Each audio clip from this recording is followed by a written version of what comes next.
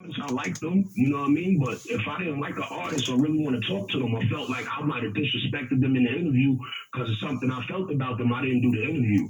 But you know, they was real pushy about trying to do it. And the thing is this, I don't respect media run interviews. I don't like them. Oh my God. Oh, we don't do that shit. That's me and We don't do that shit because you think you gonna go interview with a nigga and then leave there, go interview with another nigga, then leave there, go leave with another nigga, and then come to us. You got 5 interviews out. You got the same fucking fit on, talking about the same shit. Yeah. We ain't doing that shit. We doing the thing is this. You know what they don't know? They don't even know their labels is hurting them by doing that. Yeah, it's oversaturated stuff. I talk to labels. About this shit. 2 weeks. If you do all your media in 2 weeks, the 2 weeks later, the people who didn't get to see it, they don't see shit. They so you're supposed to spread your media out. You're supposed to go $1 million worth of game on Monday and then do drink champs 2 weeks later. But or see, 3 weeks. Prime example, Lil Durk. Shout out to Lil Durk. Durkio said, no, I'm coming $1 million worth of game, man. I'm letting y'all roll my shit out. Y'all the only interview I'm doing. I'm letting y'all roll my shit out. We said, nigga, we gonna take your shit to #1, nigga. We gonna do everything in our fucking possibility that we can do in marketing and promoting to take your shit to #1. Behind the scenes, everything. And shout out to Dirk because he went #1. And then now, he went #1. Like you said, it's a week later, his album out. He just did another big podcast. Now he's getting more marketing because this ain't this about stretching this shit out. Yeah. This about making. The artists don't know what the label doing. The label don't want to spend no money. So they let your ass come into New York City and you sit there in 4 days and do all your interviews in 4 days. No, you do that shit in 1 day now. They doing this shit in 1 day. Weekend in the hotel. Not even. See, Gil don't hear it. Monday and Tuesday. I'm fucking dealing with labels and shit. And I'm telling them, like, listen, let me do this. Yeah. You ready to spread them out. And then later on, 2 weeks later, they calling me like, damn, Wallo, you was right. Ain't nobody talking about them now. Right. They worked they worked the week of fuck. They worked their whole shit out in a week.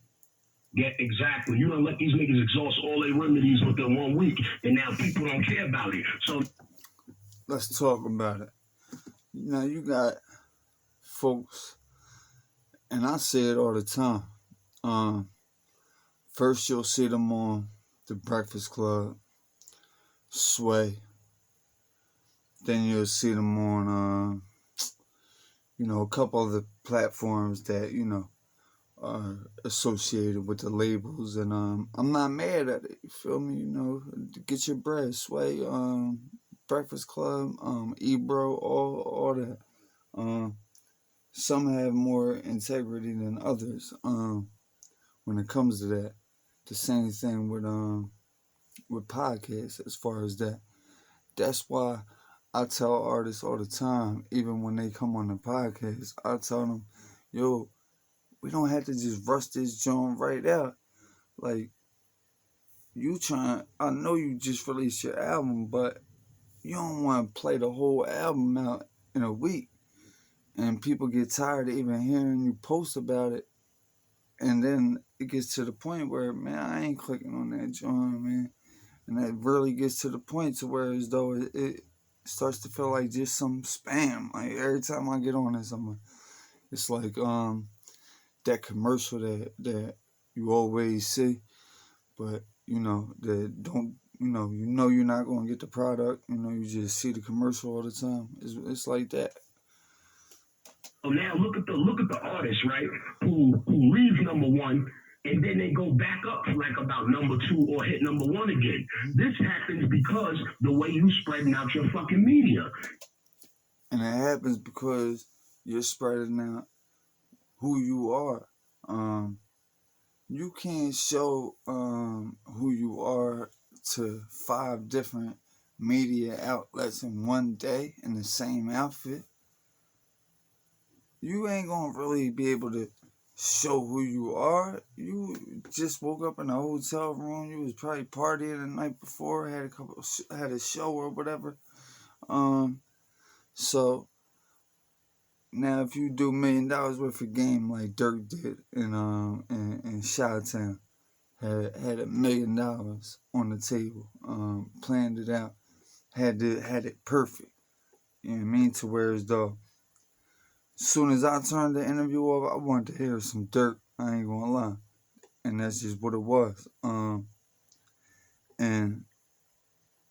then like Gil said, you might see him on $1 million worth of game. Drink Champs next week. And it'll blow up a whole nother side of him. You know what I mean? To where as though this week on $1 million worth of game, he's talking that real stuff, talking about his pop coming home, Wallo talking about the jail stuff, that he might go on $1 million. Drink Champs with Nori and them, and he might just, start talking reckless again. So, and then it might shoot up back to number one because he's talking reckless now. And not even that he's talking reckless. It could be, he's talking more positive stuff and more positive people going to come saying whatever he's talking about. It just gives him another chance to hit that number one spot. Everybody just talk about the first week. If it didn't take you less than a week to make, promote, and push out the whole album, then why are you just trying to get rid of the album in a week? I don't understand it. Let's get back to it. You can't just give everybody in 1 week because you chasing first week numbers. Right. Because you know what? How many people went platinum, but they ain't go platinum in a timely fashion, but they still went platinum? Right. But you got to understand, a lot of times, there's no disrespect to nobody personally, but a lot of people at the labels that be working this shit, they don't be understanding the culture, and they don't understand temperature and the pulse of the culture. Because a lot of them, it's not like back in the day. New York City days back in the day, these motherfucking A&Rs and the marketing department, they was out here in the streets. They understood the pulse. They understood certain shit. Right. They understood that. Oh no, we got to make sure they go to this one record store. We got to make sure they go here. We got to make sure they be here. We got to make sure certain spots. And it was a little different, but like that rollout, like you said, is very important. Artists come out, all right, bang. They got the first single out. They dropped the album. Bang. All right. Everybody talking about that. So now you're going to when you go do an interview, you might be talking about that was coming. But like a month later or weeks later, it might be another single out. It's some different energy. And it's some different energy, and it could come like that. I remember when Pooh Shiesty came out, Free Pooh Shiesty. He come through and holler at us. He went number one. Went down. He dropped. Came and did our show. You know what I mean? Because nobody really talked to him in the manner that we could talk to him. Bang. Shot back up to number one. But it was something to do after the fact of the album coming out.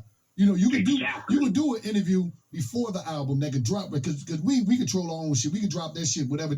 We could drop our shit whenever we want to drop our shit. We own our shit. Mm-hmm. So we say if we drop it, you coming out on, like Dirk said, Lo, can we do this on can we drop it like a day before so I get time before? I said, cool, we're gonna drop it on Thursday. We usually drop on Sundays. We dropped the bitch. Wham! They went crazy, but the build-up to it, everything is about the build-up. Everything is about the behind-the-scenes, that content and all that shit to let people know, damn, this is what's going on. This was the build-up. They seeing it. The blogs is gripping that shit up. Because at the end of the day, if you drop an interview and these blogs ain't gripping that shit, something ain't right. It ain't catching that shit. It ain't, And at the end of the day, you could have went, you could have did whoever podcast. Yeah, there's a lot of podcasts that's popping, but ain't none of them niggas coming to Chicago. Ain't none of them niggas gonna come to the jungle. Ain't none of them niggas gonna risk their life for this shit. We from this shit. This shit normal to us. We from this shit. We was right at home. I noticed that. I said, look at this beautiful shit. I said, they the only niggas that went over there. I said, who the fuck else is gonna go to that motherfucking do that interview? But not just that, but see, Tax, this is the whole thing. We established that we go, like certain people, we gonna have you come to the studio. You see what I'm saying? Right now, we're in the process of building this massive studio, but that's another story. But the studio we got in the field, we gonna have people come there, but we to the point where we might get a call, and certain people, we got like a list of certain people that we fucking with heavy. So if we get a call or something, we shooting at A-Town. The baby hitters, we in Charlotte. What's Dirk hit? We there. We over there in LA. We in Miami. Wherever you at, we'll come to that shit. We go to New York, we always in New York. Because some people come up there for whatever. But like it's about like just getting up, like we big on traveling, going to the artists and doing that. We not no just no spot. We gonna go wherever. So we already do that shit even anyway. if it's just for a day. And what the flight overnight. What the record labels don't be understanding is, right? If I got an artist, right, and I'm rolling him out, I'm going to I'm gonna send my artist to the motherfucker that I know gonna get the best interview and gonna bring the best shit out, because when Bring the everybody's best shit out of that right, kid. right, because when everybody's hitting YouTube and everybody's Googling him right now, I want this interview to represent him. Yeah. I don't want them to come up and they got All 5 this dumb interviews. shit. They got 5 Johnny interviews Nobody. to pick up. Hold on, Lo. They got 5 interviews to pick from, and they don't pick the right one. They pick this one. Now they watching some dry shit.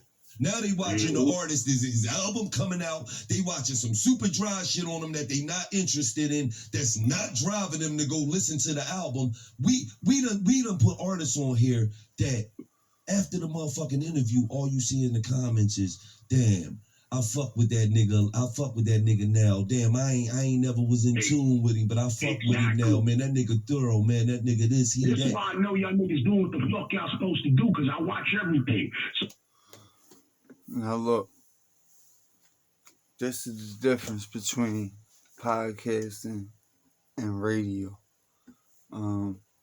Radio was more music based, more numbers based, and more commercial based.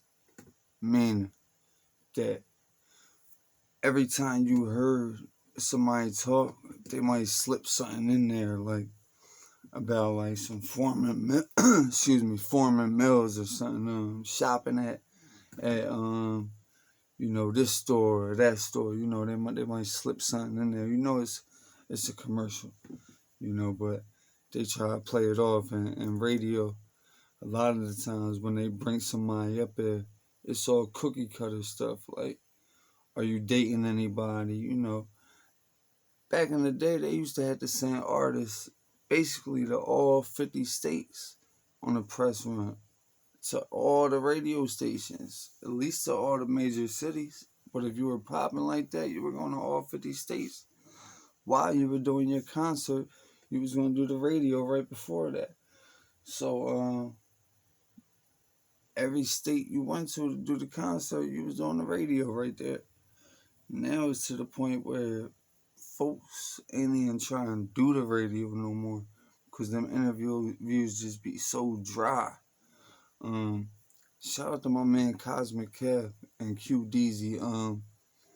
They're the ones who really showed me firsthand what it was like to run a show. And yeah, they were playing music, but they were playing all underground music and all brand new music. And that you could tell they were putting the work in, because they were blanking out the curse words on the newest tracks. And you could just tell they were doing the due diligence. And that's why everybody would go up there to the come up show. They knew they had to come up to Philly to see Kev to give him some bars, because everybody from Philly used to have their tape decks ready. You know what I mean? Kev would say, "Get them tape decks ready," and you know what it was. Get your tape deck ready, because you were about to record something. And man, I recorded some freestyles from the come up show. Legendary. I still wish I had all my cassette tapes. But anyway, yeah, this is real, man.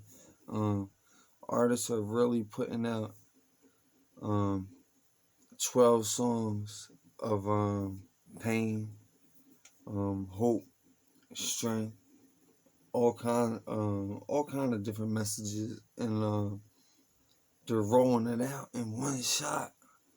That's why I like when Gil and them had somebody on there, because they started out, with one of the songs. Like, they'll be in there smoking, dancing. Wallo be acting crazy. Gil do that same wild dance where he throw something in the air and wait for it. Like, that's why $1 million worth of game is what they are. Noria get you drunk. Hey, you saying some crazy off the wall stuff. That's why they are who they are. He'll bring up more past and he'll get into his notes and all that.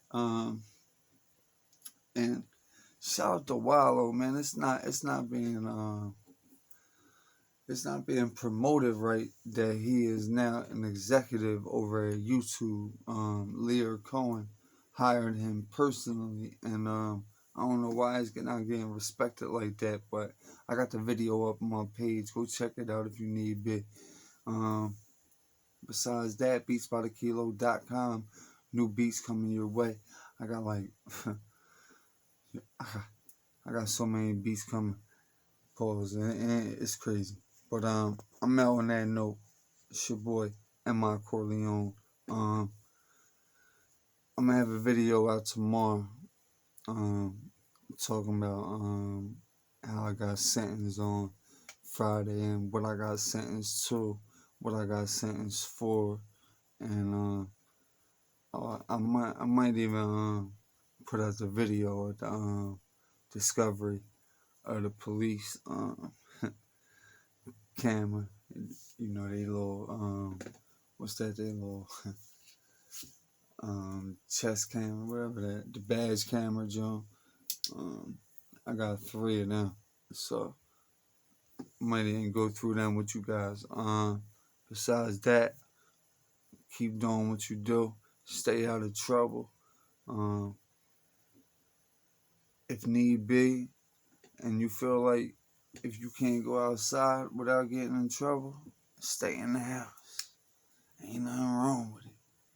You know what I mean? Just go out once in a while. I mean, go somewhere else. You ain't gotta stand on the corner. Go somewhere. You know what I mean? Go to Center City, take a walk. Go to Penn's Lane and get your mind right for a second. You ain't always gotta be in the hood like roaches, man. And on that note, I'm out. You know, beatsbykilo.com.